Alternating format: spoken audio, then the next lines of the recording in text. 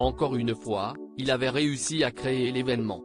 Comme il l'avait déjà fait en octobre dernier, le vidéaste Squeezie avait réuni, ce samedi 9 septembre, une vingtaine de ses collègues les plus puissants pour un show extraordinaire, un véritable Grand Prix de Formule 4, le GP Explorer 2.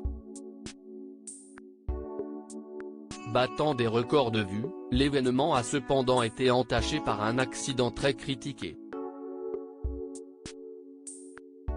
Ils étaient 24 à se tenir sur la ligne de départ, comme de vrais pilotes, une vingtaine de vidéastes, youtubeurs et influenceurs s'étaient réunis ce samedi 9 septembre, à l'appel de Squeezie. Pour un défi extraordinaire, la deuxième édition d'une véritable course de Formule 4, sur un circuit professionnel est retransmise sur la plateforme Twitch. Et si l'événement a à nouveau battu des records, puisque plus d'1,3 million de spectateurs ont été recensés, et que de grandes célébrités dont Pierre Gasly, Jonathan Cohen ou le rappeur SCH avaient fait le déplacement, la fin du GP Explorer a tout de même été entachée d'une grosse polémique. En effet, alors que tous les deux étaient plutôt bien placés, les deux stars d'internet Manon Lanza et Maxime Biaggi se sont percutés, créant un gros accident et les empêchant tous les deux de continuer la course. Très déçu, le streamer dont la carrière monte en flèche a été vu, complètement abattu, dans la zone réservée ensuite aux vainqueurs. La jeune femme, quant à elle, a été évacuée par ambulance discrètement.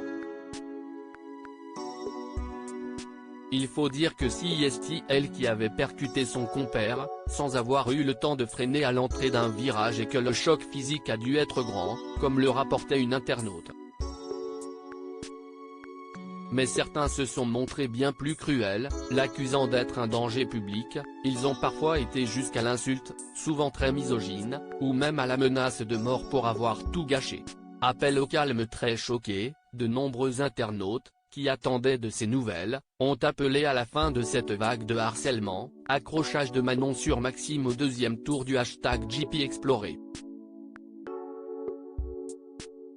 Si ça avait été un gars, les gens auraient salué la prise de risque et l'esprit compétitif malgré l'accident. Mais là si est une fille, donc faudrait pas rater une occasion d'être misogyne, ça serait dommage, peut-on notamment lire, ou encore il y a réellement des gens qui s'en prennent à cette femme pour un accrochage, qui j'imagine est forcément involontaire, dans une course automobile ? Eh ben. Ça fait peur, elle doit tellement s'en vouloir et malheureusement les gens ne vont pas la louper et si est bien triste. Force et soutien à elle.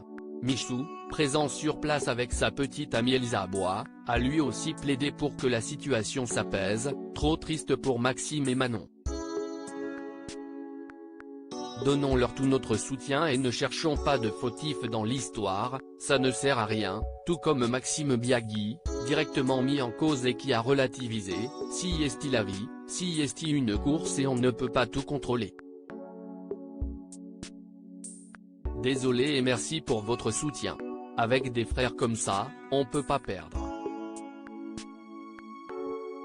Merci à tous pour votre soutien, j'ai passé une journée exceptionnelle. Force à Manon, si est la vie, l'important si est qu'on va bien. La jeune femme a finalement rassuré ses fans sur Instagram, malgré le choc, elle semble aller bien. Merci pour tous vos messages de soutien. Je vais bien, les examens sont positifs. Je vous aime, à très vite, a-t-elle écrit. En espérant qu'elle se concentre sur les messages positifs plutôt que sur ceux remplis de haine.